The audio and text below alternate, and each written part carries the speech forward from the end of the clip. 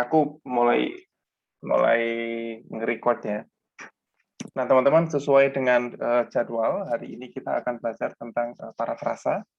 Parafrasa itu di bahasa Indonesia sebenarnya ada padanannya. Padanannya itu namanya saduran atau menyadur, kan karena ada mengutip dan menyadur.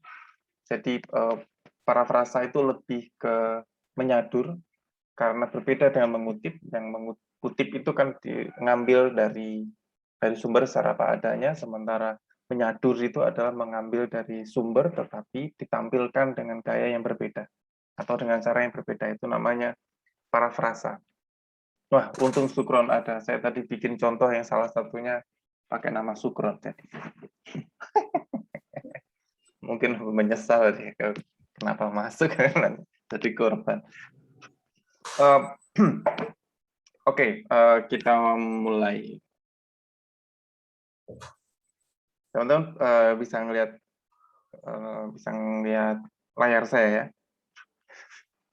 Nah, teman-teman, parafrasa dalam bahasa Indonesia itu maknanya ada banyak. Di KBBI ngasih penjelasan yang agak panjang tentang parafrasa yang menurutku susah juga dipahami. Tapi secara sederhana saya mengartikan parafrasa itu adalah upaya untuk mengubah atau mengganti sebagian kata, meski sebenarnya tujuannya sama saja, tetapi diubah itu supaya tulisan kita, umumnya orang melakukan parafrasa itu supaya tulisan kita tidak penuh sesak dengan plagiat atau plagiarisme. Masalahnya, parafrasa ini juga agak tricky karena ada banyak orang yang mengartikan parafrasa itu sama dengan penulisan ulang atau rewriting. Dan ini sering terjadi kasus ada orang yang nulis jurnal, sudah terbit, tidak lama kemudian ada jurnal serupa dengan jurnal yang sudah terbit. Hanya beda judul dan kalimat awal, kalimat akhir. Gitu. Tapi tengahnya kata-katanya mungkin berbeda sedikit, tetapi intinya sama saja. Nah, karenanya yang akan kita gibahin hari ini sebenarnya bukan hanya soal parafrasa, tetapi soal kutipan. Ini persiapan kalau teman-teman nanti niat mau nulis, mau jadi penulis, pastikan agar tidak alergi mengutip. Tulisan yang baik adalah tulisan yang ada rujukannya. Dan tulisan yang ada rujukannya umumnya lebih bisa dipercaya ketimbang yang tidak ada rujukan. Karena satu-satunya jenis tulisan yang boleh dipercaya, padahal nggak ada rujukannya, hanyalah kitab suci. Ya kan? Al-Quran nggak ada footnote-nya, Injil juga nggak ada daftar pustakanya. Tapi boleh dipercaya. Karenanya jika Anda menjadi penulis, tetapi Anda anti untuk mengutip, barangkali sebenarnya Anda pengen jadi nabi. Anda sedang membuat kitab suci dan sedang mendirikan agama baru. Masuk cerpen kan, Mas? Kenapa, Mbak Teh? Masuk cerpen kan? Harus ada rujukan. Oh, enggak semua ya. Aku tadi konteksnya tulisan jurnal. Atau agak serius ya. Nah, pertanyaan dasar biasanya yang diajukan orang ketika membahas soal plagiat itu adalah, ketika membahas soal parafrasa itu adalah, ngapain sih kita harus melakukan parafrasa? Apakah ini semata untuk menghindari agar tulisan kita tidak jadi plagiat? Jawabannya bisa iya, bisa tidak. Mungkin lebih banyak ketidak malahan. Jadi begini, karena secara garis besar, parafrasa kalau dalam pelajaran bahasa Indonesia, dia adalah bagian dari teknik pengutipan. Jadi kalau Anda belajar bahasa Indonesia, barangkali kalau sudah di level universitas ya, parafrasa itu ada di bab kutipan, jadi tidak di bab tersendiri. Jadi ini bagian dari kutipan. Yang kedua adalah yang perlu diketahui, memang kutipan itu apa? Kutipan itu adalah pinjaman kalimat. Ini saya suka cara dia menjelaskan. Kutipan itu adalah pinjaman kalimat atau pendapat dari orang, baik berupa karangan atau ucapan, secara langsung maupun tidak yang terdapat dalam literatur. Pinjaman ya. Karena ia pinjaman, karenanya sebaiknya Anda mengutip hanya ketika sudah memiliki kerangka berpikir. Jika tidak, karya Anda hanya akan berupa suntingan. Suntingan itu adalah akronim dari susun dan gunting. Yang sebenarnya kalau Anda mengisi tulisan dengan terlalu banyak kutipan tanpa Anda punya kerangka berpikir, Anda sebenarnya tidak jadi penulis, tapi Anda adalah tukang fotokopi. Anda hanya memasukkan kutipan dari orang lain, Anda kehilangan pijakan, Anda kehilangan suara Anda sendiri di tulisan Anda. Kutipan, sebagus apapun, ini yang perlu diingat ya, sebagus apapun kutipan, tidak boleh dijadikan kesimpulan. Kalau Anda ingat nulis skripsi, tesis, disertasi, itu biasanya bab akhir, bab kesimpulan nggak boleh ada kutipannya. Saya sekarang sedang ngerjain disertasi juga, sudah sampai bab akhir. Di bab akhir itu kata dosen pembimbingnya, tidak boleh ada kutipan. Karena bab akhir itu bab kesimpulan ya, diskusi dan kesimpulan. Setelah itu baru ada saran. Nah, di bab diskusi dan kesimpulan itu isinya refleksi. Nggak boleh ada kesimpulan sama sekali. Kalau dalam artikel pendek, entah untuk koran atau tabloid gitu, Anda boleh menggunakan kesimpulan, tetapi yang tidak boleh adalah menggunakan kutipan orang lain sebagai kesimpulan Anda. Itu tidak boleh. Karena kesimpulan dan ide pokok itu adalah milik kita. Itu suara kita. Bukan dari tokoh atau sumber yang Anda kutip. Karenanya, pastikan sebelum mengutip Anda sudah punya kerangka berpikir atau ide pokok yang sudah mantap. Kutipan sebaiknya singkat. Ya, singkat itu. Jika panjang, parafrasa atau masukkan ke bagian lampiran.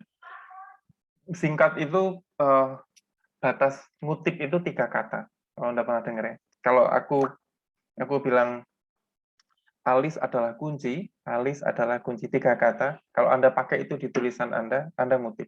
Dan harus nyebutin saya sebagai sumber. Kecuali untuk pengetahuan umum. Pengetahuan umum itu misalnya Jokowi adalah Presiden Indonesia. Semua orang juga sudah tahu. Atau matahari terbit dari mana ya? Matahari terbit dari timur. Aku tiba-tiba kok lupa. Timur. Aku ingat lagu dangdut tiba-tiba. Walaupun matahari terbit dari barat, ya. Dari timur. Itu bagian dari pengetahuan pokok. Karena pengetahuan pokok, maka tidak perlu ngutip. Karenanya aneh banget, saya masih beberapa kali menemukan ada artikel yang diawali dengan Indonesia merupakan negara kepulauan, terus ada kutipannya. Ya elah. Males banget. Udah Indonesianya merupakan, bukan adalah. Ngutip lagi. Itu bagian dari, kalau sudah bagian dari pengetahuan umum, Anda tidak perlu mengutip. Jika bukan pengetahuan umum, tetapi ide atau gagasan orang lain, batasnya adalah 3 kata. Oke ya. Batas untuk kutipan dan parafrase nanti kita diskusikan. Tapi batasan untuk kutipan itu 3 kata. Jadi jika Anda sudah kepikiran untuk menggunakan kata-kata saya yang lebih dari 3 kata, kayak contoh tadi, alis adalah kunci, maka Anda perlu mengutip dan menyebutkan sumber. Oke ya, sampai sini masih ngikutin ya. Saya kasih contoh bedanya kutipan dan fotokopi. Ini contoh favorit saya pakai ini sejak lama. Kalau Anda baca ini, mungkin Anda sekelas akan mengira yang saya garis bawahi itu adalah kutipan. Secara tata bahasa, yang saya garis bawahi itu memang kutipan, tetapi ia adalah kutipan beracun dalam tulisan. Kenapa beracun? Karena kutipan ini membunuh penulisnya. Ada 3 paragraf di sini, dan dari 3 paragraf itu tidak ada satupun suara penulis aslinya. Orang yang sedang nulis ini, ya kan? Paragraf pertama menurut Deddy Mulyana, lalalala, dan menurut Onong Ucana, lalalala. Paragraf ketiga, sedangkan menurut Bernard, lalalala. Pertanyaannya adalah menurut kamu apa? Enggak ada ya. Nah, karena mengutip itu baik, tetapi kutip itu pinjam. Jadi karena minjam, jangan sering-sering, jangan banyak-banyak, jangan lama-lama. Jangan lama-lama itu artinya dari awal sampai akhir kok kutipan aja isinya lama banget. Nggak habis-habis kutipan. Jangan banyak-banyak juga. Lebih banyak suara kita saja. Karenanya, tapi di konteks kampus ya, saya juga ngalamin beberapa mahasiswa bilang, terpaksa harus kutip banyak karena aturan dari kampusnya begitu. Jadi misalnya untuk nulis artikel tugas artikel itu footnote-nya minimal 10. Buku yang dirujuk minimal 5. Menurut saya ini aturan nggak masuk akal. Karena bukan pada jumlah kutipan yang penting, tetapi pada relevansi kutipan dengan yang kita tulis. Jika hanya dengan 2 kutipan saja tulisanmu sudah tajam, ngapain ditambah-tambah? Jadi bukan karenanya kalau saya ngajar, kalau mahasiswa nanya berapa jumlah footnote-nya atau berapa jumlah kutipannya, saya bilang bebas saja, nggak ada aturan soal itu. Yang penting ada kutipannya dan kutipannya nyambung. Gitu ya. Sampai sini ada pertanyaan? Aku sambil ngopi. Oke. Pokoknya kalau Anda diam, saya anggap paham. Meskipun bisa aja sebenarnya sampai lagi tidur. Anggap paham saja. Saya husnuzon sama para pembelajar. Lanjut ya. Nah, hal lain adalah penyakit dari orang-orang yang suka ngutip itu, selain mereka melakukan kutipan beracun, mereka juga sebenarnya ngutip bukan untuk memberi informasi, tetapi hanya untuk pamer. Salah satu ciri kutipan pamer itu adalah ketika kita memiliki kutipan yang tidak membuat kita paham maksud dari kutipan itu. Contohnya, saya kasih contoh. Ini ada banyak kutipannya. Misalnya di sini ya, temuan Alexander sejalan dengan pandangan Bernstein yang menyatakan la. Pandangan Bernstein la. Ini pamer. Kenapa pamer? Karena yang dikutip adalah kutipan dari sumber luar negeri, menggunakan bahasa selain bahasa yang mungkin hanya dipahami oleh pembacanya. Karenanya, kalau orang nggak bisa bahasa Inggris, membaca ini bukannya tambah paham, tapi tambah pusing. Bukan begitu tujuan mengutip. Tujuan mengutip itu kan menguatkan narasi kita, menguatkan gagasan kita. Jika kutipan yang seharusnya kita gunakan menguatkan gagasan kita ternyata adalah kutipan yang justru membingungkan pembaca, maka kita gagal sebenarnya sebagai penulis. Ya kan? Kalau Mas Hamid Basaib itu, misalnya dia ngasih kategori penulis yang baik itu adalah penulis yang tulisannya bisa dipahami anak kecil. Kalau anak kecil bisa paham tulisan, padahal anak kecil ya, tulisanmu bagus. Karena rata-rata kita tuh makin gede, makin tua, tulisannya tuh makin nggak bisa dimengerti orang di usia yang berbeda. Dan saya pernah nulis novel anak-anak tahun 2009. Dan itu kapok, aku nggak menulis lagi. Karena ternyata repot banget nulis yang bisa bikin anak kecil paham. Kan berarti narasinya harus jelas, tokohnya harus pas, kata-kata yang digunakan itu bukan kata-kata yang tinggi menjulang ke langitnya sampai kita nggak bisa melihat kakinya berpijak di mana gitu kan. Kata-kata yang sederhana saja, dan itu susah banget, apalagi kebanyakan dari penulis-penulis yang sekarang itu lebih suka menggunakan istilah-istilah baru, istilah serapan yang hanya diketahui oleh dia dan teman sekamarnya, itu aja. Orang lain nggak paham. Nah, jadi sebenarnya semakin sering Anda menggunakan kata-kata yang terlalu tinggi, yang orang lain nggak paham, itu bukan pertanda bahwa Anda pintar, tapi itu pertanda bahwa Anda pamer. Saya kalau ke mahasiswa sering bilang, kalau kamu memang suka menggunakan istilah asing, pas nulis artikel pakai istilah asing aja sekalian. Semuanya. Biar nggak kelihatan pamer. Jangan-jangan kamu bentar-bentar pakai istilah asing hanya 1-2 gitu. Misalnya kayak gini, dalam hakikatnya sebagai cultural relay. Apa sih ini? Emang kamu ngerti bahasa Inggris? Kalau ngerti bahasa Inggris, tulis saja semuanya pakai bahasa Inggris. Kalau cuma ngerti dikit-dikit gini, jangan-jangan kamu taunya cuma ini tapi pengen pamer. Itu aja. Ya, atau ini contoh lain ya. Kalau ini kutipan langsung, ini juga kutipan langsung, tapi ini kutipan langsung pendek, ini kutipan langsung panjang. Sama aja. Ada banyak penulis yang melakukan gaya ini ya. Jadi sampai satu paragraf full ngutip dari sumber tanpa memberikan penjelasan. Nah, saya pernah ngedit buku dengan ada banyak sekali kutipan kayak gini, mungkin sekitar 3 tahun yang lalu, bestseller di Gramedia bukunya. Yang saya lakukan adalah saya nambahin, jadi ininya tetap saya pertahankan, bahasa Inggrisnya saya pertahankan, tetapi di bawahnya saya tambahin terjemahannya, dalam kurung terjemahannya. Nah, itu membantu orang untuk paham. Tapi kalau aku jadi penulisnya, pemilik naskahnya, bahasa Inggrisnya saya ganti sekalian sama bahasa Indonesia, versi saya. Jadi mungkin terjemahannya agak berbeda, tetapi saya bebas menggunakan kutipan yang saya punya. Kalau diterjemahkan dari bahasa Inggris, Mas, itu kutipan juga. Kutipan. Jadi kita tetap menyebutkan judul penulisnya dengan judulnya gitu.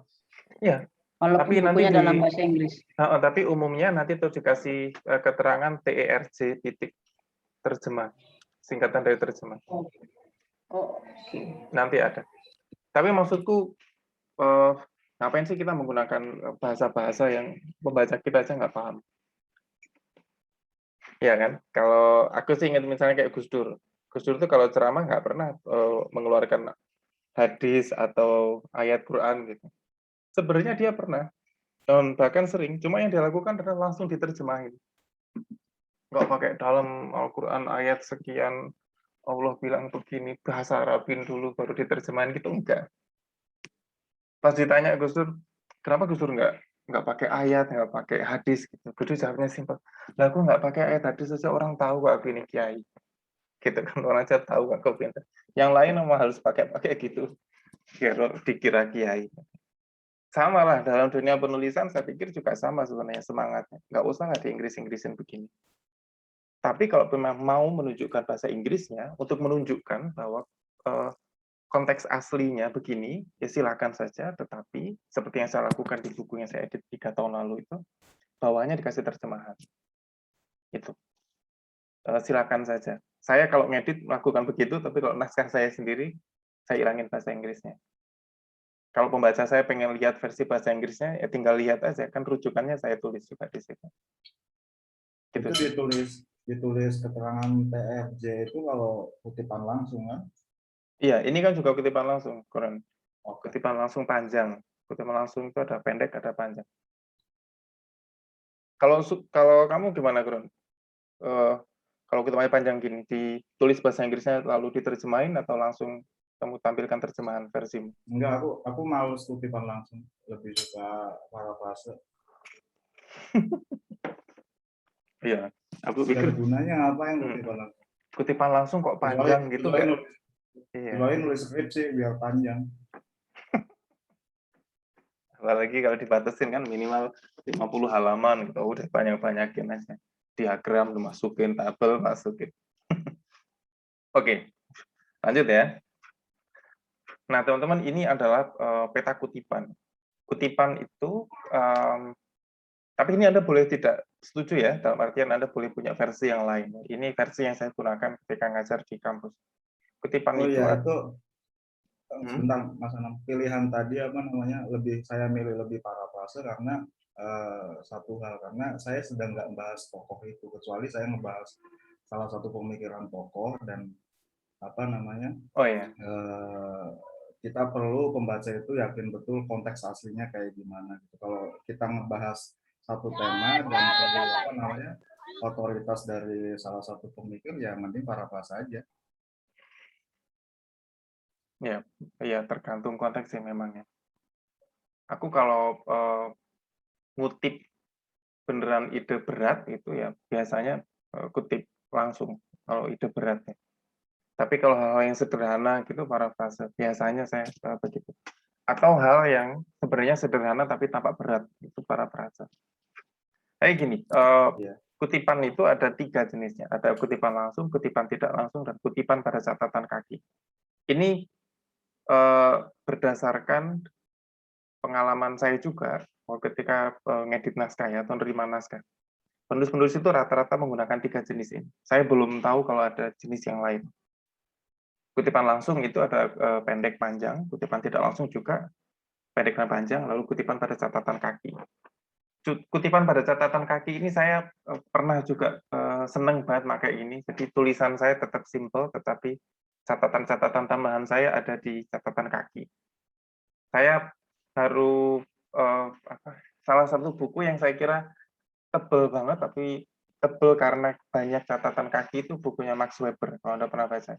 Kalau nggak salah judulnya Kapitalisme dan Spirit Etika Protestan ya. Apa sih? Etika, Kapitalisme, dan Spirit Protestan. Something like that. Lalu buku tentang sejarah kebudayaan atau Pak Irwan Abdullah UGM. Itu buku aslinya, misalnya buku aslinya itu hanya 70 halaman, footnote-nya, tapi waktu itu dijadiin endnote secara layout di penerbitnya. Layoutnya itu bisa separuh sendiri ininya, tebelnya, saking banyaknya. Tetapi penulisnya meletakkan kutipannya di tempat yang benar-benar berbeda dari naskah asli.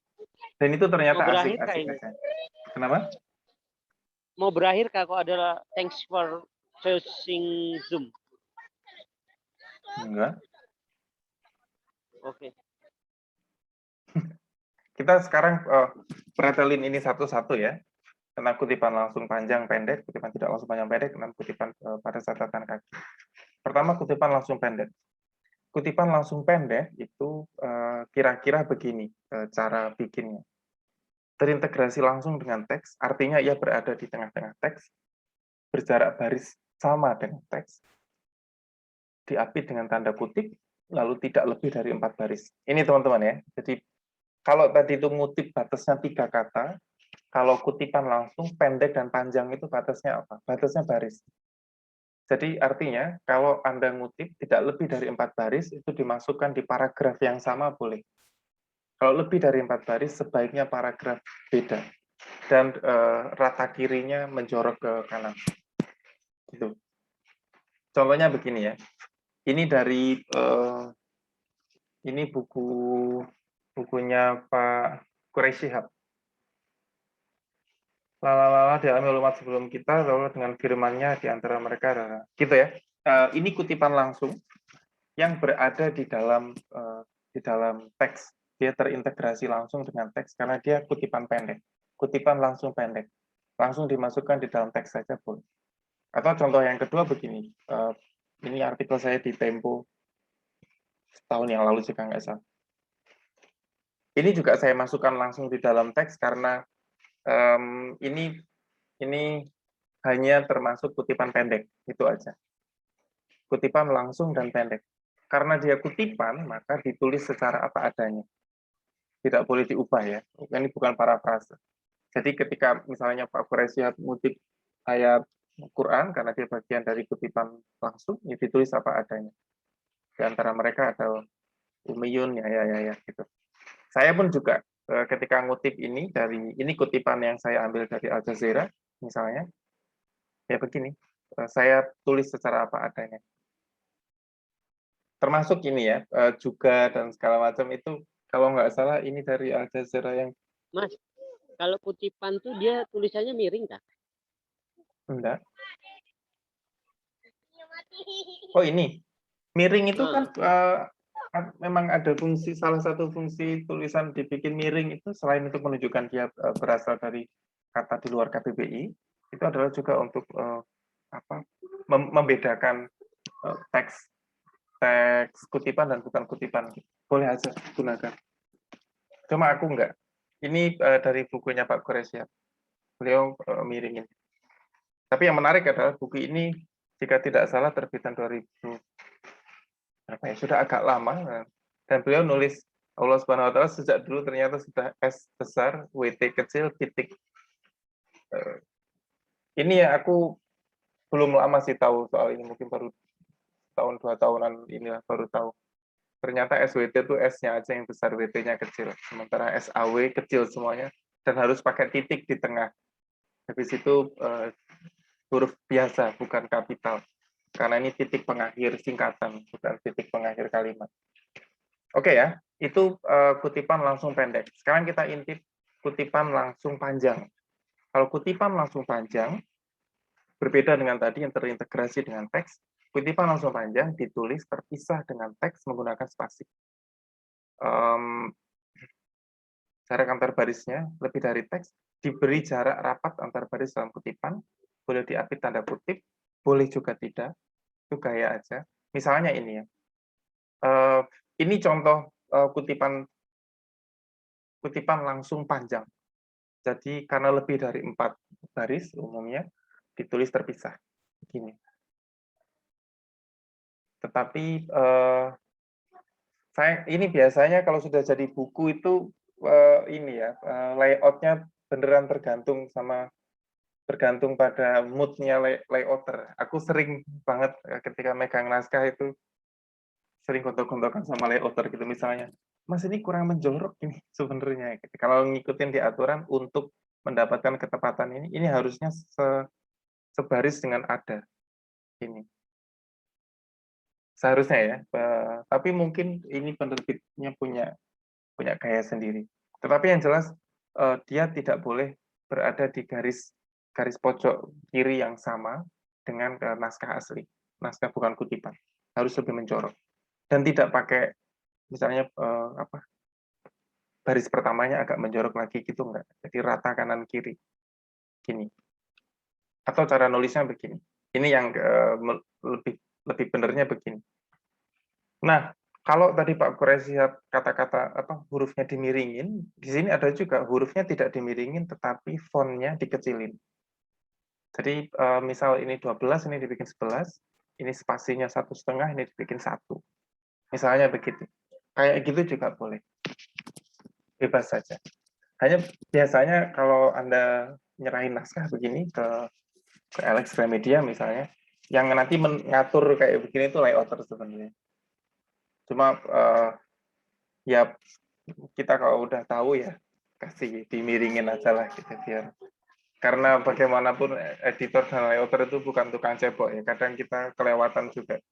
Aku aja kalau ngedit naskah itu juga masih beberapa kali pas bukunya terbit aku baca lagi, astaga masih ada salah ketik, masih ada apa ya ini ya apa kadang kalau kita ngeditnya sampai malam ngantuk gitu baca ada yang kelewatan meskipun sudah dibaca berkali-kali juga. Karena kalau kita sudah tahu ya perbaikin sendiri biar karena kalau ada apa-apa dengan buku pasti yang malu ya yang punya bukunya bukan editornya. Itu kutipan langsung ya. Jadi kutipan langsung itu ada pendek, ada panjang. Yang pendek terintegrasi langsung dengan kalimat dengan dalam satu paragraf yang sama, sementara kalau panjang umumnya kalau panjang dia terpisah dengan paragraf utama. Saya berhenti di sini. Ada pertanyaan?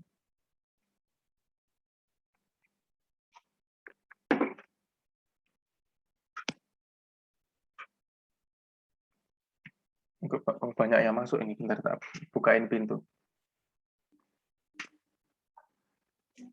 Oke, lanjut ya. Kutipan tidak langsung. Mas.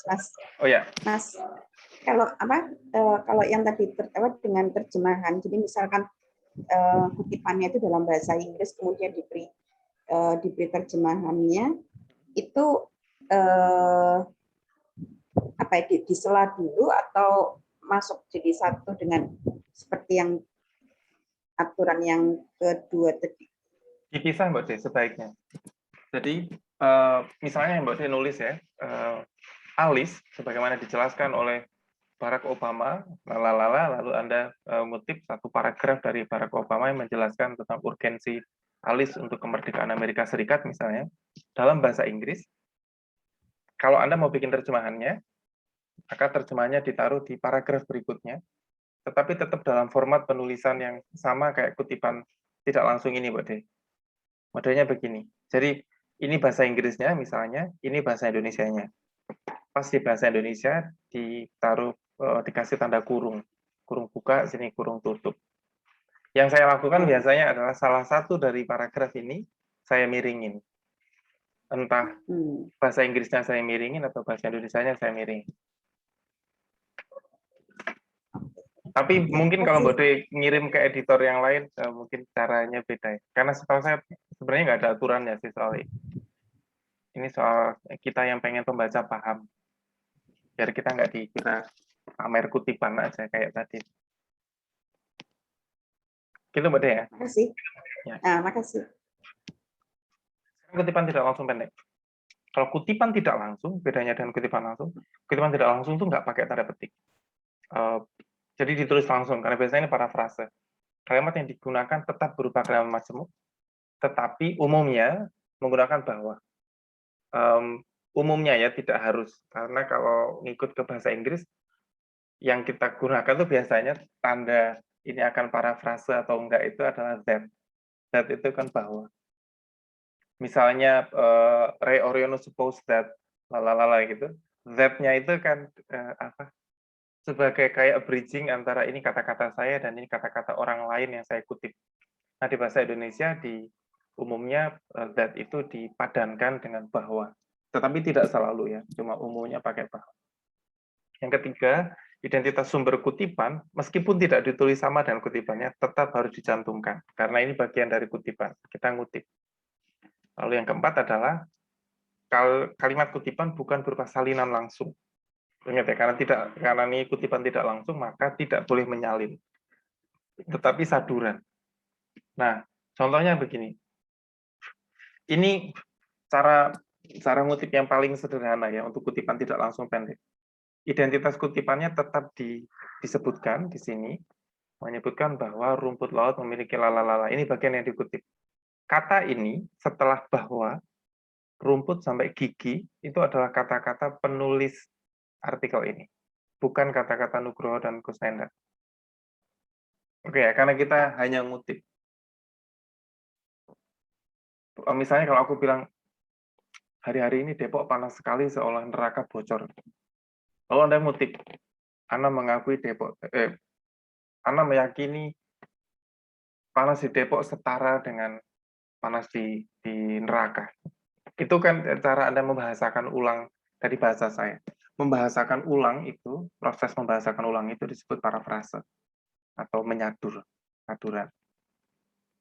Nah, yang agak seru tetapi tricky itu adalah ketika kita melakukan kutipan tidak langsung panjang. Kutipan tidak langsung pendek seperti tadi, sederhana saja.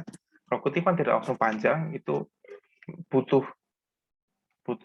kreativitas khusus kayak. Pertama, rukunnya tetap saja cantumkan sumber kutipan. Perhatikan kata-kata kuncinya. Selalu ada keywords dari kata-kata yang, kalau aku tadi kan panas, neraka gitu.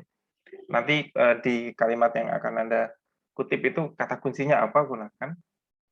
Elaborasi dengan narasi tersendiri harus lebih sederhana. Ini yang rukun keempat ini yang saya masih menemukan beberapa penulis yang kirim naskah ke saya belum menyadari bahwa tujuan kita menyederhanakan atau memparafrase kata itu adalah agar supaya lebih sederhana. Jadi biasanya jumlah katanya lebih sedikit. Kalau ada parafrase yang lebih panjang atau lebih jelimet daripada sumber aslinya, itu namanya bukan paraphrasing sebenarnya. Saya nggak tahu namanya apa, tapi bukan begitu paraphrasing. Karena paraphrasing umumnya tujuan utama kenapa kita paraphrase tulisan orang itu agar lebih sederhana. Saya kasih contoh ya. Ini contohnya yang saya buat asal-asalan aja. Teks aslinya di kiri, teks parafrasanya di kanan. Perempuan sebaiknya tak keluar malam, sebabnya sudah ada waria yang menghuni malam. Mereka mampu memberi sesuatu yang perempuan tak bisa beri. Hanya enak, bukan anak. Itu yang biasanya waria guyonannya gitu kan. Mas, kamu pilih mana? Pilih enak atau pilih anak? Kalau pilih enak sama aku, pilih anak balik ke istrimu. Gitu misalnya. Nah, parafrasa itu kan harusnya lebih sederhana ketimbang kalimat yang kita kutip atau teks aslinya. Maka kira-kira yang bikin begini saja. Nah, kalau aku cuma nulis kalimat yang panjang di kiri dan menggantinya dengan kalimat ini saja, perempuan tak sebaiknya keluar malam, mereka lebih dibutuhkan di rumah, karena aku menghilangkan waria. Aku menghilangkan kata enak, anak, dan mungkin hal-hal yang sebenarnya lebih nempel di kepala. Tapi aku hilangkan. Ya itulah risiko kutipan tidak langsung panjang. Kita memang sangat berisiko kehilangan beberapa kata kunci. Karenanya beberapa penulis nggak berani melakukan kutipan tidak langsung panjang. Mereka ngutip secara apa adanya, lalu diterjemahkan. Atau diartikan sendiri satu paragraf, dua paragraf berikutnya. Khusus untuk menjelaskan arti dari yang dia kutip. Ada juga sih tipe kayak gitu ya, penulis yang hati-hati banget. Aku dulu pernah ngalamin ada penulis yang sudah terkenal lah dia. Tapi dia kalau ngirim email tulisan tuh menyebalkan. Menyebalkannya begini, dia udah kirim email. Tulisan saya sudah saya kirim. Oke Pak, saya baca, sudah saya edit selesai, aku pikir sudah oke, saya lanjutin ke publisher. Ternyata dia kirim email lagi. Jangan, ini ada lagi, sudah saya perbaikin dikit.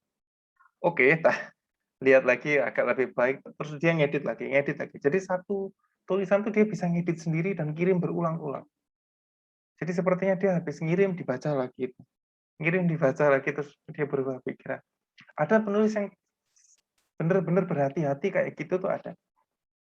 Yang saking hati-hatinya, yang kalau saya amati, penulis-penulis semacam begini nggak pernah melakukan parafrasa. Nyaris enggak. Kalau penulis-penulis yang bebas-bebas saja lah, kayak aku Sukron gitu barangkali, nggak apa-apa lah, orang ini tulisan-tulisan saya, gitu kan, aku mau parafrasa bebas-bebas saja. Gitu. Tapi ada juga penulis yang benar-benar tidak berani melakukan parafrasa karena khawatir itu. Jangan-jangan cara saya menyadur teks asli justru membunuh makna utama dari teks itu. Ada kemungkinan begitu ya. Contoh yang kedua, para jomblo sudah terlalu lama menyesaki kampung sialan ini dengan drama kekalahan cinta mereka. Saya menggantinya, para tuna asmara itu sudah menenggelamkan kampung ini dengan kegagalan cinta. Bisa jadi, masalahnya di parafrasa yang saya lakukan, bisa jadi saya sebenarnya, niat saya mungkin mengubah kata jomblo yang peyoratif menjadi sesuatu yang bermakna lebih baik. Saya menggantinya dengan tuna asmara. Misalnya, niat saya adalah agar lebih sopan. Tapi bisa jadi, justru tuna asmara itu tidak memiliki penekanan yang sama dengan jomblo. Ada banyak kisah atau contoh bahasa yang digunakan, maksudnya digunakan untuk sopan, ternyata justru menyinggung perasaan orang. Contohnya nih, kalau Anda pernah dengar tunarungu. Orang-orang tunarungu itu nggak mau disebut tunarungu. Mereka maunya disebut tuli. Iya nggak sih? Namanya kelompok tuli. Mereka bukan tunarungu, nggak mau. Padahal maksud orang-orang bahasa itu kan agar lebih sopan gitu. Orang kalau nggak bisa ngelihat itu kita nggak nyebutnya buta kan. Kita ngelihatnya tuna apa kalau nggak bisa. Kok lupa tiba-tiba. Tunanetra. Ya kan? Nah, terus karena terus kita mikir berarti kalau nggak bisa mendengar itu kan kehilangan kemampuan untuk mendengar ya, rungu ya. Maka kita sebutnya tunarungu. Tapi bisa jadi ternyata niat kita tidak selalu bisa diterima orang. Bisa jadi cara saya membahasakan lebih sopan jomblo menjadi tuna asmara itu justru mengubah makna. Nah itulah ya, ini tricky-nya atau licinnya cara kita parafrasa teks asli. Bisa jadi cara kita memparafrasa teks asli justru membunuh makna dari teks itu sendiri. Gitu. Saya berhenti di sini. Teman-teman ada komen atau cerita atau apa silakan. Parafrase itu kutipan kan? Ya bagian dari kutipan tidak langsung. Apa makna beda kutipan sama parafrase? Enggak, parafrasa itu bagian dari kutipan, tapi dia di kutipan yang tidak langsung. Kutipan tadi kan ada 3, Pak. Kutipan langsung, kutipan tidak langsung, kutipan pada catatan kaki. Kalau sampai misalnya bilang dihancur panas sekali siang ini gitu, terus aku ngutip beneran tanda kutip dihancur panas sekali siang ini kata Pak Dere, itu kutipan langsung. Kalau aku ganti Pak Dere mengumpat tentang panasnya hari ini, itu namanya kutipan tidak langsung. Oke. Terjemahnya parafrase itu dari kutipan kah? Sama aja kah? Enggak. Babnya kutipan. Padanan untuk parafrasa di bahasa Indonesia itu saduran. Jadi memparafrasa itu ada menyadur. Jadi ada kata saduran, ada parafrase, ada kutipan. Enggak. Beda? Saduran itu padanannya parafrasa. Bentuk saduran atau parafrase itu ada 3 tadi. Aku mumet iki. Ora do abot ketok aneh iki hancur. Halo kan? Pak Dere mengumpat. Enggak, Pak Dere. Yang ada 3 itu kutipan. Kutipan kutipan langsung, kutipan tidak langsung. Langsung tidak langsung sama kutipan catatan kaki. Catatan kaki. Ya. Nah, parafrasa itu adalah bagian dari kutipan tidak langsung. Gitu. Oh. Wes ya, udah ya. Oke. Berarti saya harus misuh dulu biar paham. Rada enak, rada lega. Aduh, rusak. Oke ya, aku lanjut ya. Nah, bagaimana dengan kutipan pada catatan Boleh, kaki? silakan. Kalau kutipan pada catatan kaki, sebenarnya kita lebih rileks untuk melakukan ini karena nggak ada aturan pokoknya. Saya sudah membaca banyak sumber, tidak ada aturan soal kutipan pada catatan kaki. Hanya pada penekanan bahwa kutipan pada catatan kaki adalah catatan tersendiri yang diberikan oleh penulis yang tidak berada di urutan tulisan asli. Jadi kayak gini contohnya. Begini, ini sepanjang ini penjelasannya, tetapi tidak ada di sini. Dia adalah catatan lain yang dikasih oleh penulis. Umumnya catatan kaki yang model begini, yang berupa kutipan, itu bisa dibaca terpisah. Jadi kalau Anda nggak mau baca ini dulu, menyelesaikan baca yang bagian teks utamanya sampai habis buku, itu boleh saja, habis itu baru baca ini. Atau baca ini duluan, baru baca sini juga boleh.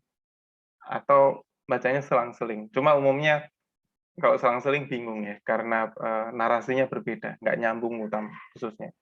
Jadi ya, biasanya sih orang akan baca sampai merasa ini sudah selesai, baru baca sini. Gitu. Jadi ini boleh-boleh saja dikasih. Aku biasanya juga ngasih kutipan tidak langsung di catatan kaki untuk menunjukkan rujukan yang lain. Gitu. Misalnya ketika aku menjelaskan tentang sejarah alis, aku akan ngasih rujukan buku-buku tentang alis misalnya. Tetapi aku juga kasih catatan bahwa sebenarnya ada buku-buku lain yang membahas tentang alis, tetapi fokusnya pada lalalalala gitu. Anda bisa melihat di sini. Gitu misalnya.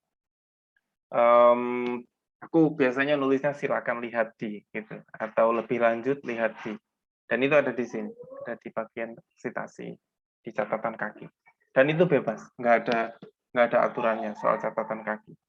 Hanya aturannya adalah kalau Anda nulis di buku, ini bukan buku yang saya tunjukkan, ini adalah potongan dari jurnal.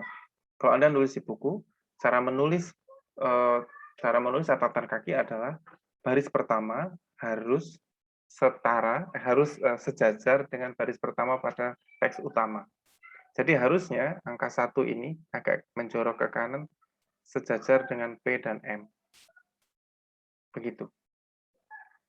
Hanya biasanya, tapi ini enggak aturan pokok ya, biasanya saja, font di catatan kaki itu lebih kecil 2 font ketimbang teks utama. Jadi kalau teks utamanya di sini misalnya ini adalah Arial 12, maka di sini Arial 10. Gitu. Lebih kecil 2 font. Oke ya.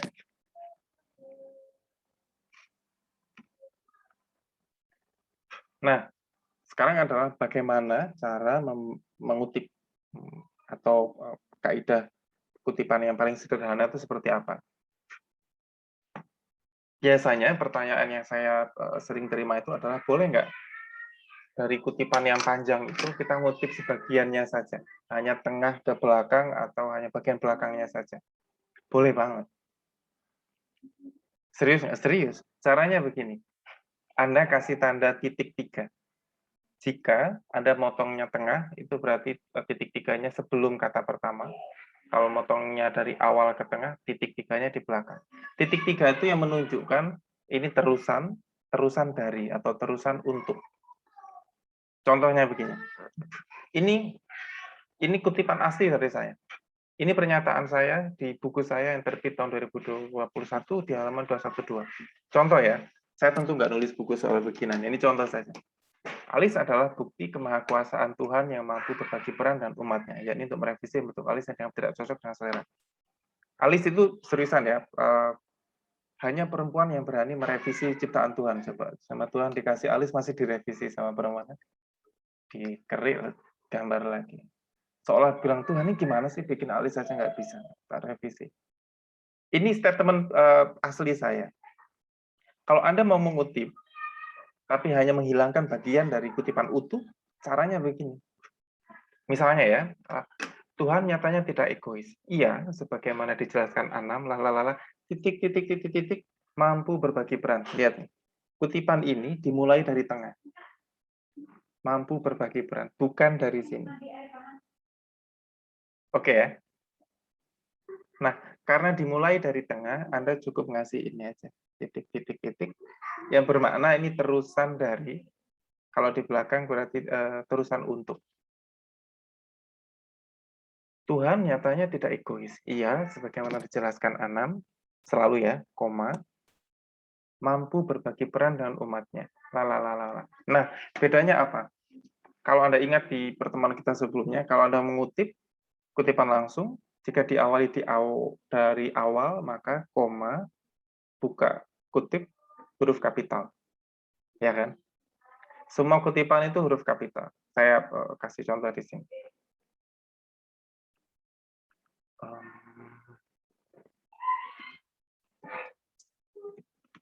Kamu ngaku studi hidup. Misalnya ya, jika kutipannya diawali dari kutipan awal, kutipan utuh, maka setelah koma, kutip, kutip kapital. Tetapi jika ternyata tak sudi hidup denganku ini adalah kutipan bagian yang dia potong dari tengah, maka nulisnya jadinya begini. Gitu. Ngerti ya bedanya ya? Mas mau nanya, Oke. gimana kalau misalnya yang dikutip itu Kamu apa? yang Kamu lagi di dalam yang laut. yang dikutip itu jadi nggak sesuai dengan yang maksud penulis aslinya. Itu gimana? Misalnya Misalnya gimana? kan kayak ini tadi bisa jadi di yang tadi yang kalimat alis yang sebelumnya gini gitu titik baru dikutip. Tak bukain. Yang mana?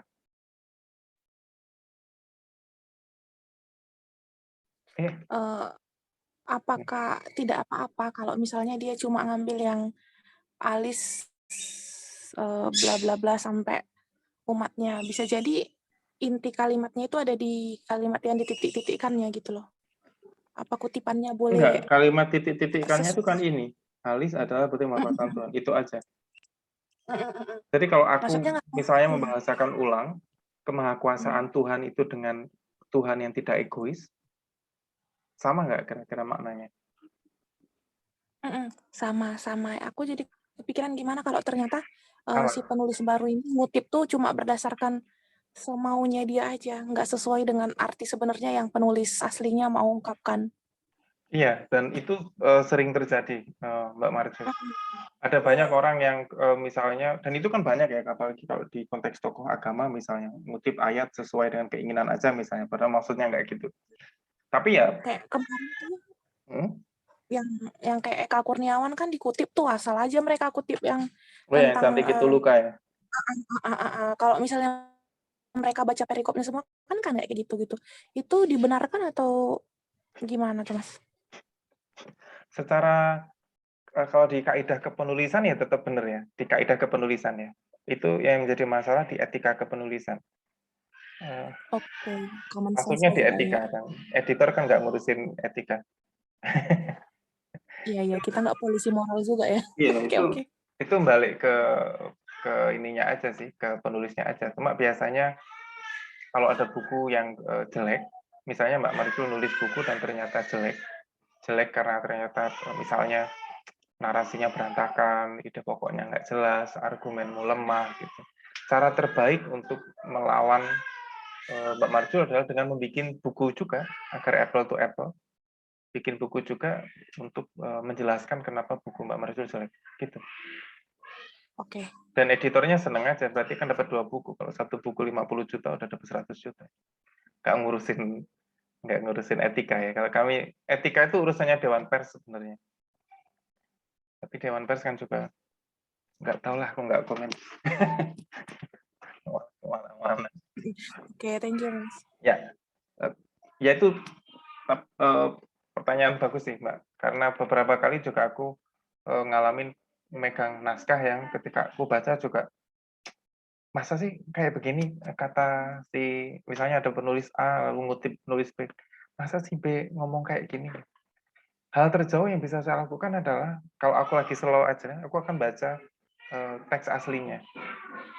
Aku akan baca teks aslinya dan kalau ternyata nggak begini maksudnya, ya aku balikin naskahnya. Aku beberapa kali melakukan itu juga sih.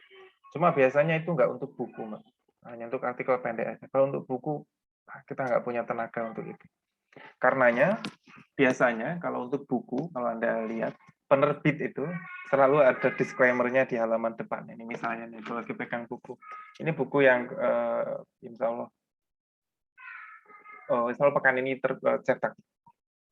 Di bagian awal di sini, di sebelum judul dalam, nggak kelihatan ya.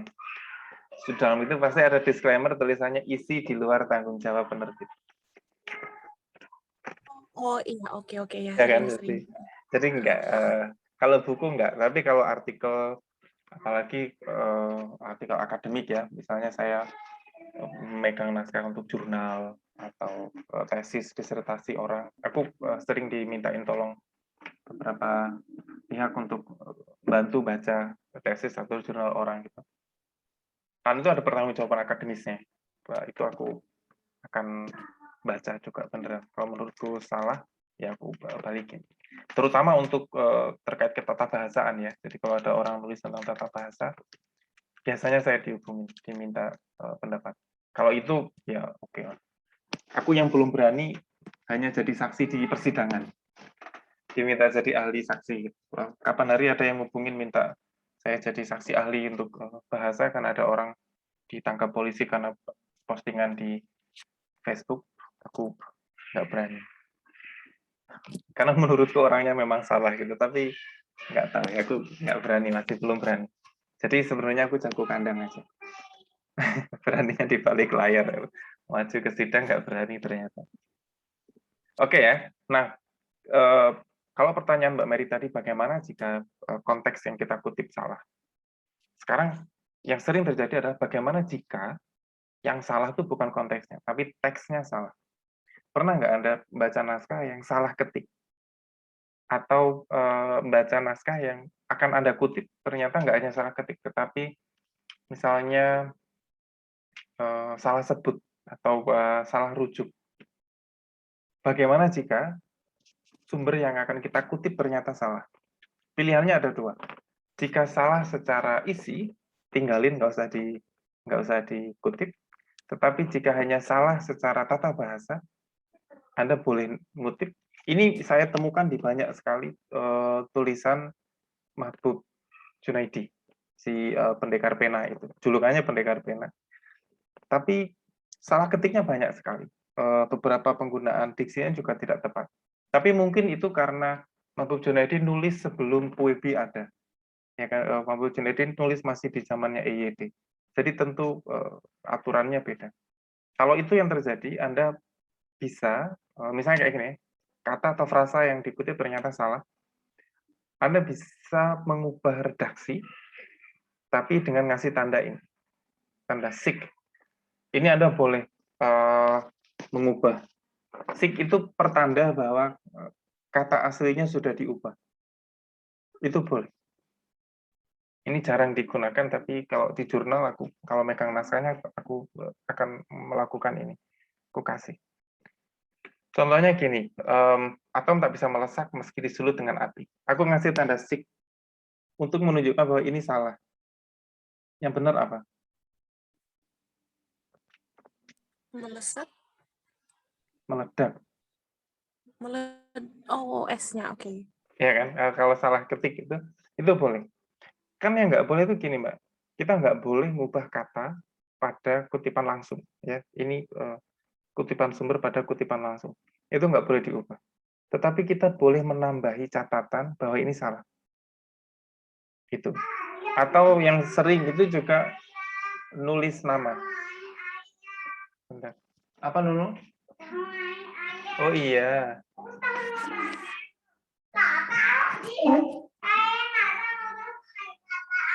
Libur hari ini, Bu. Tapi habis maghrib ngaji nih. Pak Ustadz yang layat sing orang belakang mati tadi. Habis maghrib nggak sini? Udah nggak apa-apa, nanti maghrib masih ganteng. Nunu dan Nana mulai ngaji Iqra.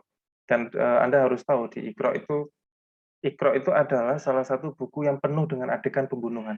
Ada nun mati, ada mim mati, ada banyak sekali kematian. Ngeri sekali. Adit. Buku agama kok ada nun mati, mim mati, terus. Yang aneh adalah di buku Iqra itu juga ada adegan hantu-hantuan. Udah mati tapi masih bisa nemuin yang lain. Nun mati ketemu alif. Mem mati ketemu udah mati kok masih bisa kan. Itu banyak. Oke, balik lagi ya. Aku sering nulis ini sik itu kalau nerima naskah yang nulis nama orang salah. Misalnya Soekarno. Coba Anda tahu nggak gimana cara nulis nama Soekarno yang benar? Soekarno atau Soekarno? Soekarno. SU. SU yang benar tuh. Oh. Banyak banget yang nulis salah tuh. Soekarno kok jadi SOE itu kata siapa? Soekarno itu SU. Oh, oke. Yang SOE itu Soeharto. Oke. Tanda tangannya Soekarno bukan Soekarno. Nah, Soekarno sendiri yang bilang, nama saya SU, bukan SOE. Aku pernah baca, tapi aku lupa ya. Kalau nggak salah isinya itu, artikelnya itu jelasin bahwa itu sebenarnya adalah sikap politik Soekarno. Dia nggak mau diatur-atur oleh Soeharto. Kan Soeharto yang bikin SOE, apalah yang ejaan Suwandi itu kan. Dia nggak, saya SU, Soekarno. Jadi kalau ada yang nulis Soekarno, pakai SOE, itu aku pakai tanda ini. Sik. Tanda tangannya Soekarno loh, Mas. Nanti aku share ininya deh, beritanya. Okay. Tapi Soekarno kok. Keluarga Soekarno juga pernah bilang nama bapak kami Soekarno SU. Makanya itu sikap politik sebenarnya. Tapi Soekarno minta SU.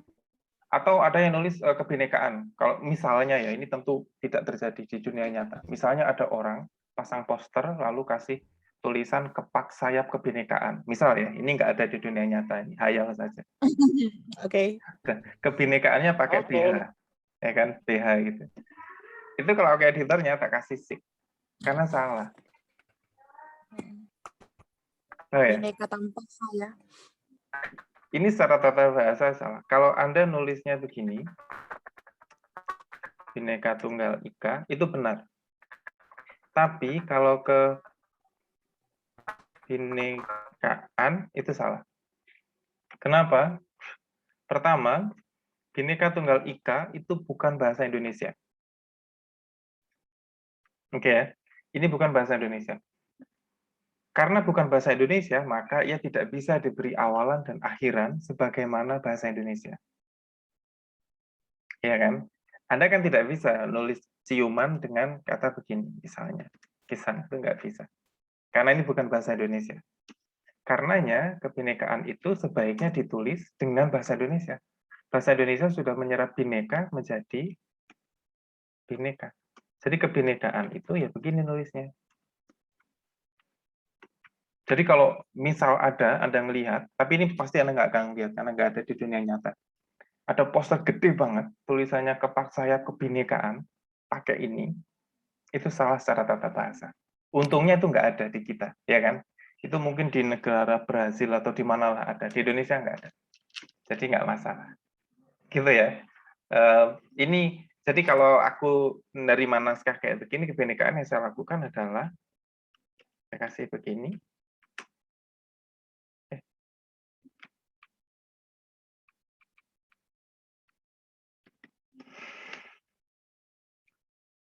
dan nulisnya ini, sik harus miring. Kok tak miringin malah hilang? Oke, sorry, mungkin karena nggak support tanda miring di sini. Tapi gini, nulis sik-nya harus miring. Aku lupa ini singkatan dari apa, tapi ini biasa umum digunakan sebagai tanda bahwa yang kita kutip salah. Gitu. Sampai sini paham?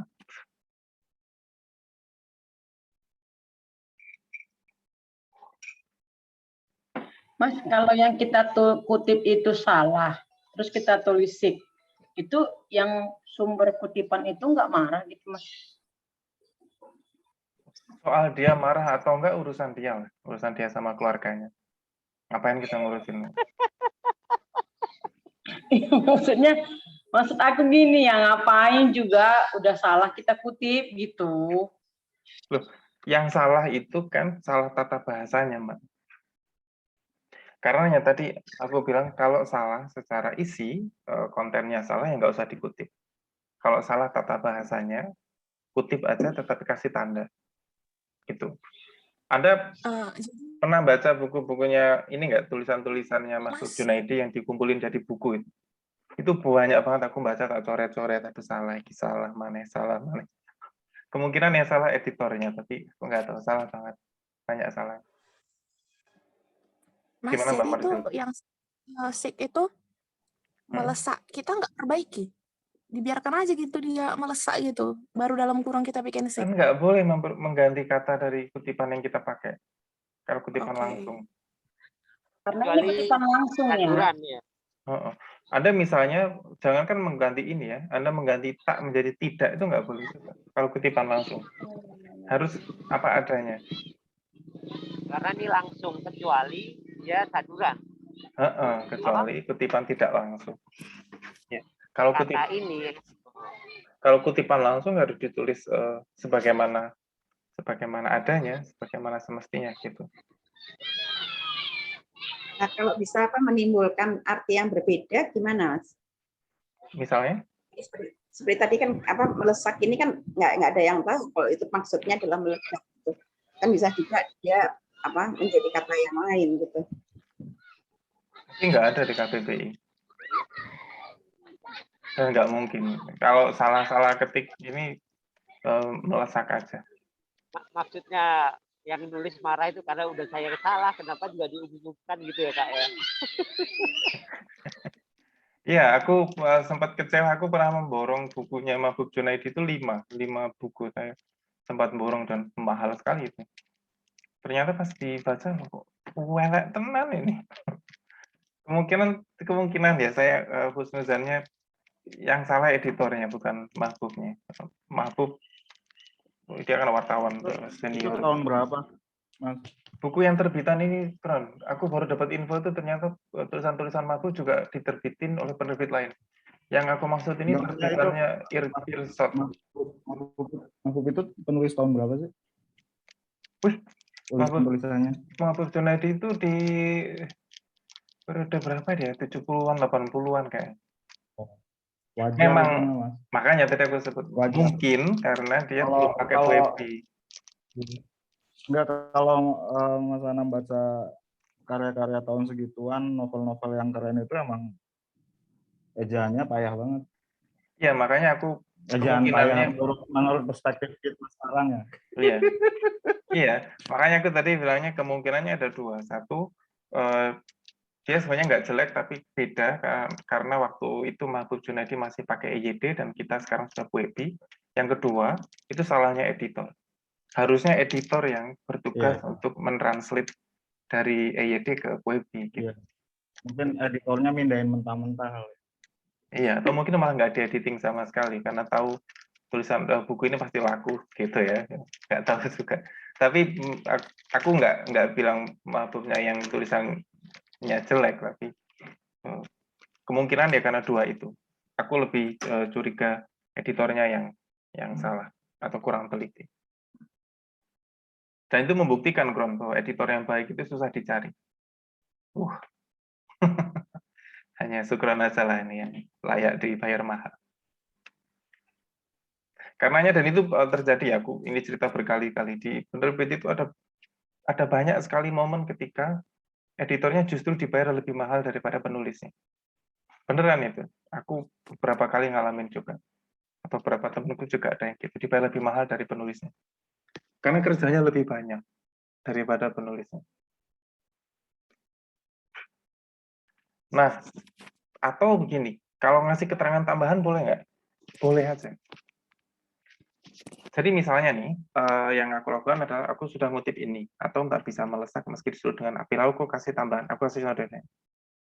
Kasih keterangan ini, jadinya begini, polisi, ini yang umum ya, teks aslinya adalah polisi, masyarakat, amin hakim sendiri. Kita boleh nggak ngasih tambahan? Boleh. Aku sering banget. Polisi meminta red. Red itu redaktur, pen itu penulis.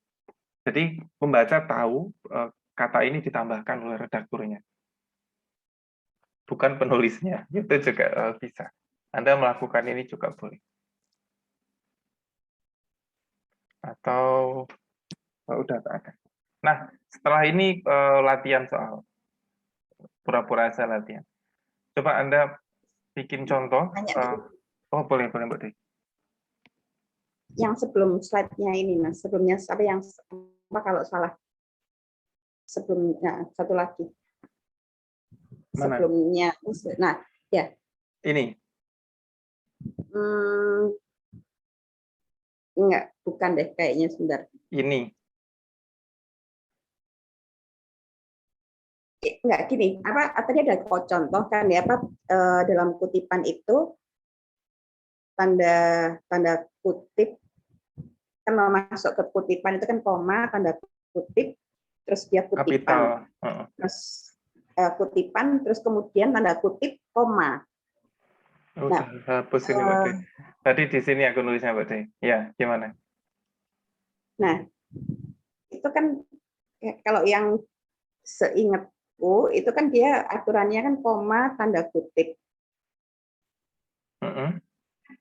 Nah, kalau yang tadi contohnya itu kan tanda kutip terus koma yang ada kan-nya. Tadi itu apa sih tadi lupa contohnya. Oh, kayaknya itu di ini kok. Itu koma untuk kata penggal kan, Mbak Dwi? Kan itu. Kamu sehat-sehat saja kan? Kamu sehat-sehat saja, koma kan. Tutup kutip. Nah, itu nggak apa-apa ya, maksudnya. Nggak apa-apa. Aturan di kutipan itu ini aja, Mbak Dwi. Diingat-ingat aja. Ko, ku, tik. Aku nggak ada, aku udah ngetik. C. Ko, ku, tik. Koma, kutip, titik. Itu aturannya kan? Jadi, misalnya kayak aku kangen kamu, koma, kutip, kata 6, titik. Ya kan? Koma, kutip, titik. Ini oke, Mbak Dwi. Mungkin pertanyaan Mbak Dwi tadi kalau ada koma di sini. Ada contohnya tadi Mas Anam kan kasih contoh tuh apa tanda kutip, terus bla bla bla bla bla bla, terus koma apa tanda kutip terus baru koma, terus apa kalimat kan ya, katakan. Mungkin aku bikin contoh yang lain ya. Aku tadi lupa. Ya. Katamu. Makanya langsung aja Bude. Jumatan ini. Gini kan Mbak Deh? Gini nggak? Konteksnya tadi itu. Tanda kutipnya di sebelumnya kan. Jadi dia merupakan kutipan.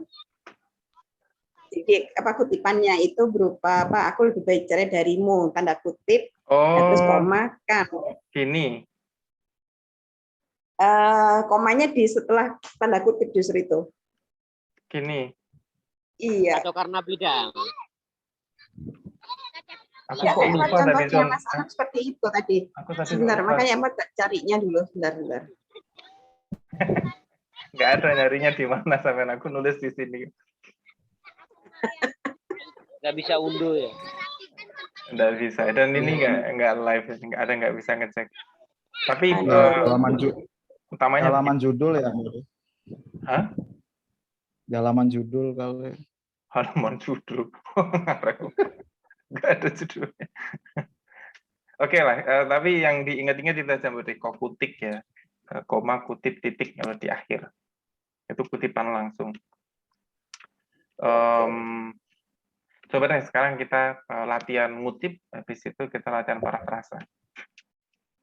Kesempatan Mas yang kamu cari ada di dalam dirimu. Kalau Anda ngutip ini gimana kira-kira jadinya? Tulis di chat atau dibacain langsung boleh. Mbak Femi bukan Kurniawan Junaidi, aku malah nggak tahu Kurniawan Junaidi itu siapa. Mahbub.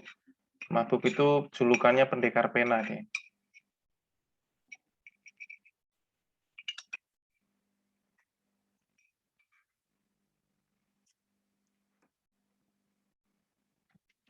Oh gini deh, saya kasih pilihan yang lain. Anda bebas memilih untuk ngutip yang mana. Bikin satu contoh aja.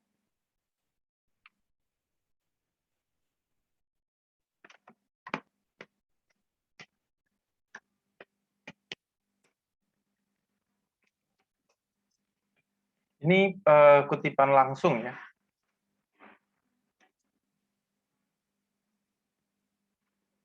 Dijadikan Maksudnya ini bahan kutipannya. Kalau Anda mengutipnya dalam kalimat jadinya kayak gimana?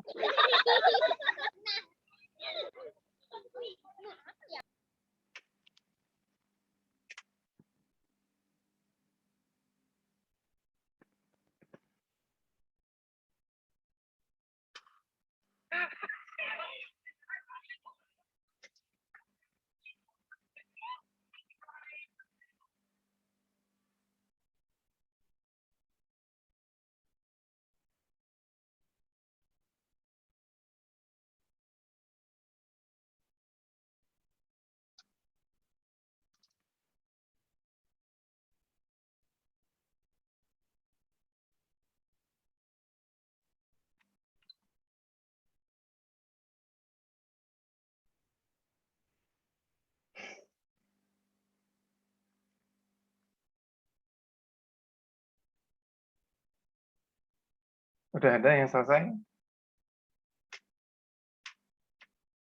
Bu Titi ikut nggak buat Derosita ini?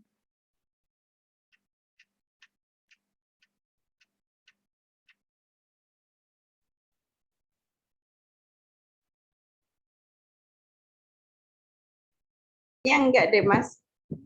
Enggak ya.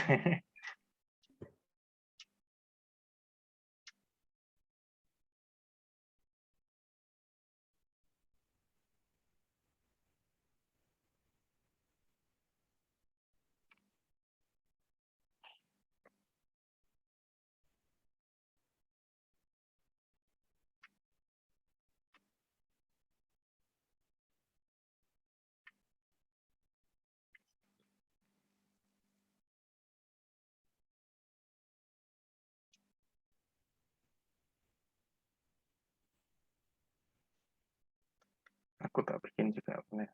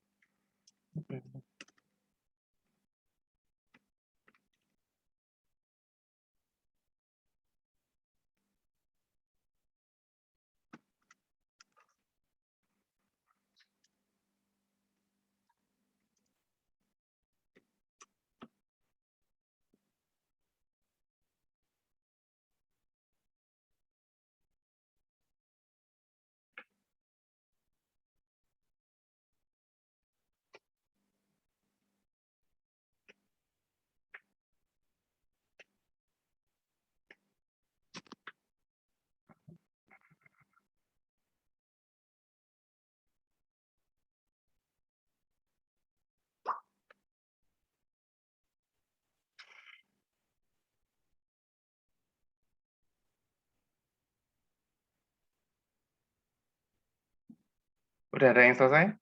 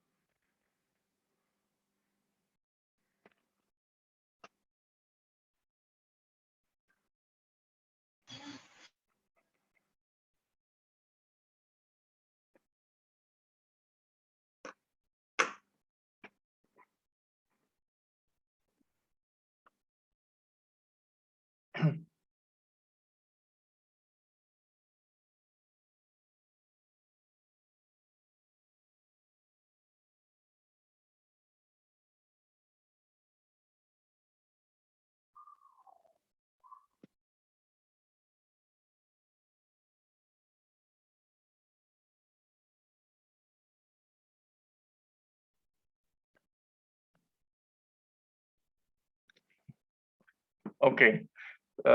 Kita lihat siapa nih yang sudah. Sukron, katamu semalam kamu membayangkan berciuman denganku. Kron, kamu baca sendiri lah, Kron. Aku merinding baca kalimatmu. Bacalah, suaramu empuk, Mas. Harusnya Jessica yang baca ini. Dengan kamu membayangkan itu, kamu menghadirkanku di kamarmu untuk berciuman denganku. Karena kata Bapak kasur. Sip. Put. Semboyannya yang selalu didengungkan, alis adalah kunci. Pak D, kutipanmu salah itu. Kuncinya pakai E. Dan pakai KUE. Ya, kalau menurutmu tulisan kunci ini salah, maka tinggal dikasih tanda six yang tadi. Nah, gara-gara baca kalimat contoh kalimat banyak syukuran itu, saya jadi ingat pengen berbagi sesuatu. Jadi ada perdebatan tentang di manakah letak titik pada tanda kutip setelah tutup kutip atau sebelum tutup kutip. Bentar. Saya tampilin banyaknya syukurannya.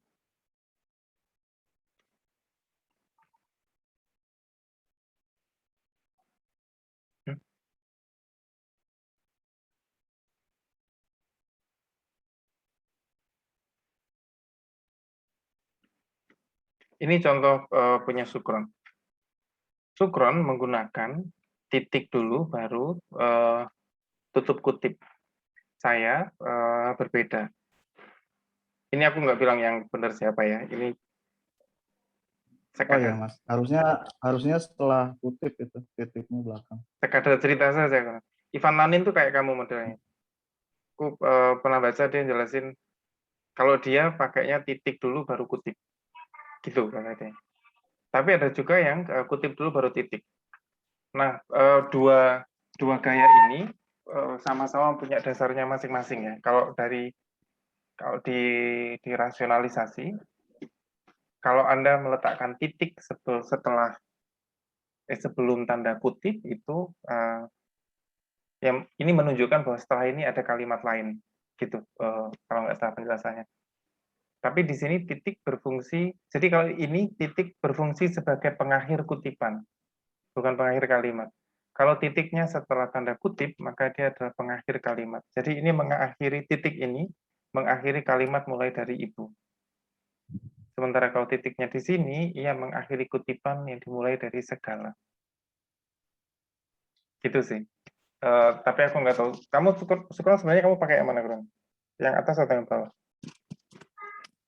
Aku ini apa yang bawah, Mas. Kecuali kalau setelahnya ada kata lain yang kayak koma, kata sukron. Kalau itu karena kalimat ini kan diawali dari dengan kamu itu kan. Iya. Jadi harusnya dia pengakhir kalimat kan, bukan pengakhir kutipan. Iya. Ini ada satu lagi dari Femi. Ia tak berani pergi tanpa menebalkan alis mata. Mbak Femi ini baru pertama ikut kah atau? Lauseku yang tadi ku ceritakan, Mas.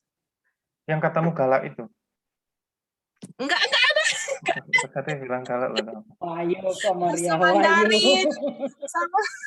Oh, yang kamu bilang kalau mandi lama banget itu. Iya. Enggak ada. Tadi dia bilang gitu. Fitnah kalian, jangan fitnah.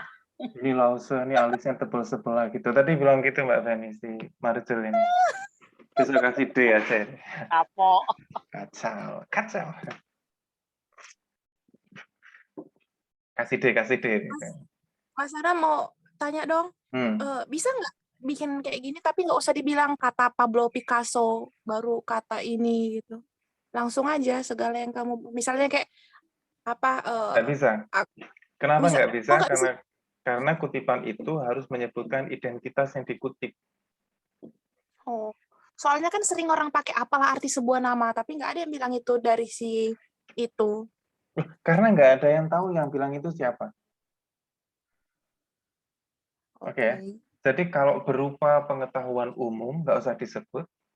Misalnya kamu nggak perlu nyebut bahwa Jokowi punya istri yang namanya Bu Wiriana misalnya. Semua orang udah tahu, nggak usah disebut. Atau kalau Anda ngutip sesuatu yang nggak jelas yang bilang siapa, udah jadi kayak kata-kata mutiara gitu. Itu kan? Itu nggak usah, nggak apa-apa. Atau ada sebenarnya yang bilang, tapi kita sudah terbiasa ngutip tanpa nyebut sumber. Misalnya surga berada di telapak kaki ibu. Gitu kan? Iya, itu kayak Shakespeare itu yang apalah arti sebuah Yang nama. apa? Itu Atau udah tahu itu Shakespeare. Gitu-gitu. Iya. Tapi kan terus setelah Shakespeare itu masalahnya, setelah Shakespeare itu ada banyak orang yang menggunakan frasa itu juga tanpa nyebut orang ya kan. Yang jadinya kata itu sudah tidak bisa dimiliki oleh satu orang saja. Nah, kalau konteks itu nggak apa-apa. Tapi sebaiknya dalam rangka dan karyanya kan udah public domain juga. Iya. Itu juga tuh Public knowledge. Aku ingat Pak Anies Baswedan tuh dulu kan seringkali ngomong kutipan tuh, saya kira itu nama kutipan dia, tapi setelah ternyata ada yang spill di Twitter tuh ternyata kutipan dari yang lain, tapi dibikin atas nama Pak Anies gitu. Misalnya kalau Pak Anies Sukron lah yang tahu banget itu kayak yang itu relawan nggak bisa dibayar tetapi karena nilainya sangat tidak ternilai gitu. Ternyata tuh udah ada peneliti dari luar negeri gitu. Itu gimana tuh? Kalau diakui itu kutipannya. Kalau itu jadi tulisan ya, kalau itu jadi tulisan tentu nanti akan jadinya plagiat. Kalau tidak disebut sumbernya itu namanya jatuhnya plagiat. Plagiat. Soal etik. Soal etika sih. Sering gitu, tapi memang bahasa asing sih. Mereka ngambil bahasa Inggris atau bahasa Prancis gitu di bahasa Indonesia kan, tapi diakui namanya gitu tuh tetap dihitung plagiat ya? Plagiat. Yang masalah itu biasanya begini, Mbak. Ini kalau dalam konteks bisnis perbukuan ya. Kalau misalnya Sukron punya penerbit dan Sukron baru saja menerbitkan buku sebanyak 1000 eksemplar. Setelah buku terbit ternyata ada yang menuntut bahwa buku ini adalah buku plagiat dari buku yang lain yang sudah pernah diterbitkan. Dan si orang yang menuntut itu minta Sukron sebagai penerbit untuk bayar ganti rugi. Nah, kalau kayak gitu biasanya penerbitnya yang akan lepas tangan karena di tadi ada tulisannya isi di luar tanggung jawab penerbit. Nah, jadi tuntutannya ke penulisnya. Jadi Sukron hanya bisa mengutip penulisnya, tetapi si penerbit, andai dia dituntut untuk menarik buku, ya harus ditarik, kan itu tanggung jawabnya penerbit. Dan akhirnya bukunya nggak bisa kejual. Tapi penerbit mungkin ya, penerbit aku belum pernah ngalamin ini, tapi penerbit mungkin bisa nuntut si penulis. Aku pernah Mbak, kasus tahun lalu itu aku megang naskah yang sudah nyaris mau terbit, sudah antri cetak. Aku iseng baca itu salah satu, aku ingat banget itu di bab 6 ada di warga tertentu. Aku nggak tahu, iseng aja karena kepikiran dari malam tuh kok kayaknya bukan kata-kata dia gitu. Aku copy paste, tak taruh di Google, ternyata keluar itu di tulisan orang lain. Dan itu nyaris mati di Gramedia dan itu cetaknya hampir 3.000 eksemplar waktu itu awal. Jadi aku minta nanti dulu, bab 6-nya tak telepon dulu penulisnya. Gue minta ganti. Karena sebenarnya meskipun maksud cerita saya itu meskipun penerbit tetap di tulisan itu nulis isi di luar tanggung jawab penerbit, tetapi sebenarnya penerbit juga hati-hati banget jangan sampai, karena kasusnya kalau nanti sampai diminta untuk di naskahnya ditarik atau bukunya ditarik, yang rugi penerbitnya. Jadi sebenarnya kita juga hati-hati sih menulisnya gitu. Kita, kalau aku sih Marjo sebagai penulis kita harus rajin. Kalau misal kita benar-benar ngutip tulisan orang atau pendapat orang, ide orang, itu harus sebut nama. Karena kita juga sering sebel kan kalau misal kita nulis sesuatu bahkan di Facebook doang gitu. Kalau ide kita atau persis kalimat itu di copy paste terus tanpa nyebut kita, itu jadi sebel juga. Itu hanya status yang receh gitu loh. Apalagi dalam karya yang ditulis bertahun-tahun kan. Tapi kalau bukunya berupa kumpulan status yang receh itu terus jadinya gimana itu, Bro? Itu recehan yang jadi banyak. Tapi ada juga langkah lain, Mbak. Langkah lain yang dilakukan penulis itu adalah setelah tulisannya terbit, biasanya akan didaftarkan ke HAKI, hak atas kekayaan intelektual, itu untuk mengunci. Bisa juga begitu. Karena kita sebenarnya belum punya alat saring yang beneran nyaring ya. Misalnya kayak ISBN itu. Aku beberapa kali ngurus ISBN. ISBN itu nggak ngurusin isi. Syarat daftar ISBN itu kan hanya sampul, daftar isi, kata pengantar kalau nggak salah. Hanya itu aja. Isinya Nggak ada soal apa? checklist-nya ya. Nggak ada. Nggak ngerti. ISBN itu berkali-kali. Ada. Nggak ada ekran ya? Cuma suruh ngisi prakata doang, apa namanya? Iya, Pendahuluan sampul, sama pengantar, daftar isi kan. Iya. Udah Itu aja. Sama Jadi- sampul belakang. Iya, sampul tuh belakang. Apalagi kalau pengalamanku kemarin yang buku Panglima Damai Poso itu hanya sampul saja kayak. Karena di sampul itu sudah ada kutipan dari Wakil Presiden, dari Pak Tito gitu kan. Jadi udah selesai ini. Cuma gitu aja. Karena Gitu. nggak bisa, Mas. Karena format daftar online itu harus publish satu-satu. Tapi kalau Gramedia itu punya jatah deh, Bang. Kalau nggak salah ya, itu di luar divisi saya. Jadi dia tuh dijatah 1 bulan tuh harus berapa puluh ISBN gitu. Jadi kadang orang nyari Gramedia itu nyari penulis-penulis yang naskahnya akan diterbitin. Sebenarnya ISBN-nya kalau nggak dipakai ditarik lagi. Gitu sih. Tapi mungkin itu beda cerita ya. Oke.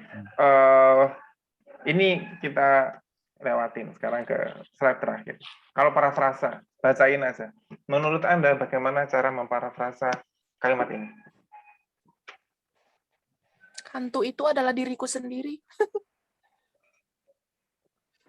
Hantu itu adalah diriku sendiri. Oke. Tapi lebih sederhana kan katanya kalau di parafrasa. Tapi ada beberapa teknik parafrasa juga, Mbak ya. Aku nggak menampilkan di sini karena banyak banget itu pertemuan tersendiri. Parafrasa itu ada yang misalnya, parafrasa tidak boleh hanya menggunakan kata yang sudah ada dengan menghilangkan yang lain. Saya kan menggunakan semua kata yang ada di sini kan, hantu itu adalah diriku sendiri. Itu salah satu rukun yang tidak boleh digunakan. Jadi mungkin yang bisa kita lakukan adalah menggunakan sinonim atau kata lain, mengganti hantu dengan dedemit misalnya, atau makhluk gentayangan atau makhluk menakutkan itu ternyata adalah aku. Itu misalnya ya, caranya begitu. Coba yang kedua.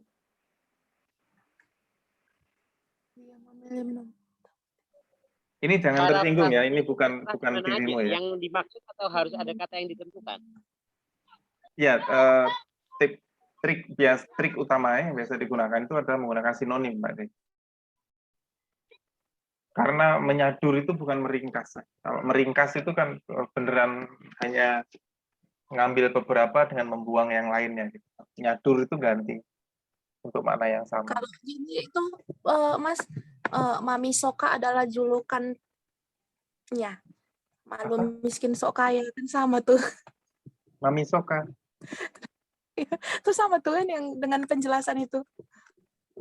Mami Soka itu apa? Malu miskin sok kaya tuh kan sama tuh, Oh, memilih menumpuk utang. Kok baru tahu ada istilah. Ya, nggak tahu lah. Tapi Mas aku mau nanya, Ya. gimana kalau aku sering lihat tuh kalau parafrase tuh malah nggak lebih sederhana, tapi dipanjang-panjangin sampai 2 paragraf. Padahal Nah itu nggak boleh. Nanti kan itu di rukun keempat. Parafrasa itu harus lebih sederhana dari teks asli. Harus. Kalau enggak itu namanya bukan parafrasa, tapi apa ya istilahnya?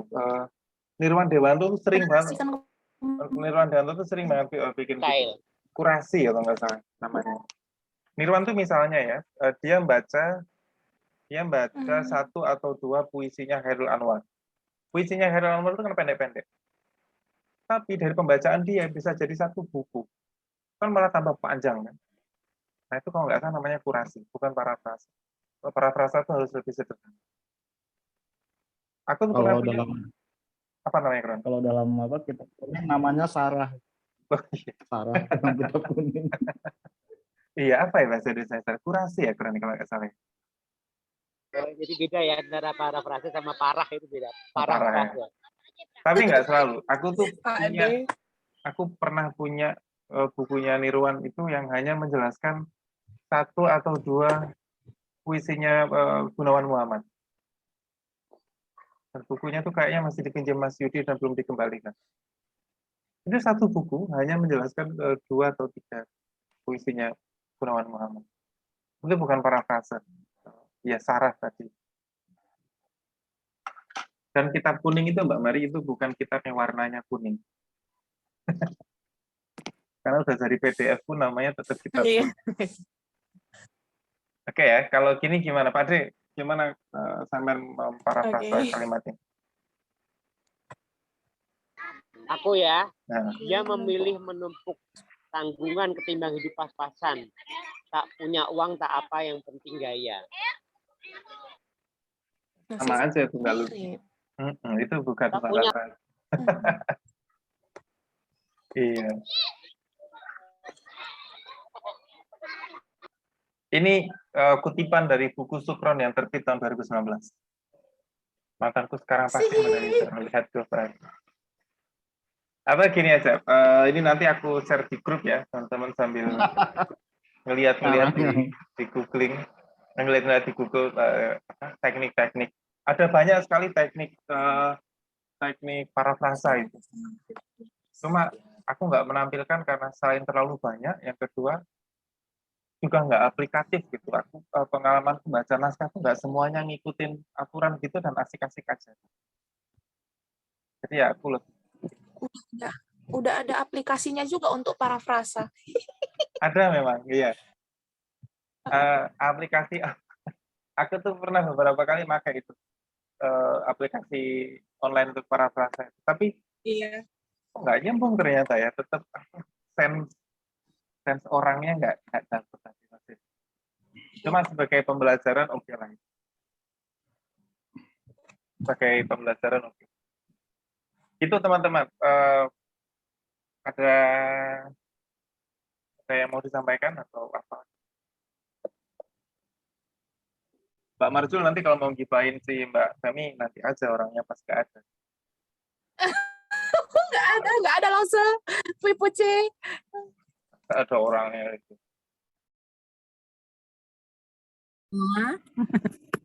Tadi sampean dibilang salah. Alisnya palsu. Itu yang bilang Mbak Marjul. Iya ini fitnah lebih kejam dari fitness. Ya sudah teman-teman, jika tidak ada, terima kasih banyak untuk kelas hari ini. Mohon maaf pekan kemarin nggak ada, insya Allah pekan depan ada kelas lagi. Kalau nggak ada nanti saya kabari. Begitulah. Terima kasih, di rumahku sedang berjatuh. Dadah. Terima kasih Mas. Terima kasih Mas. Ya.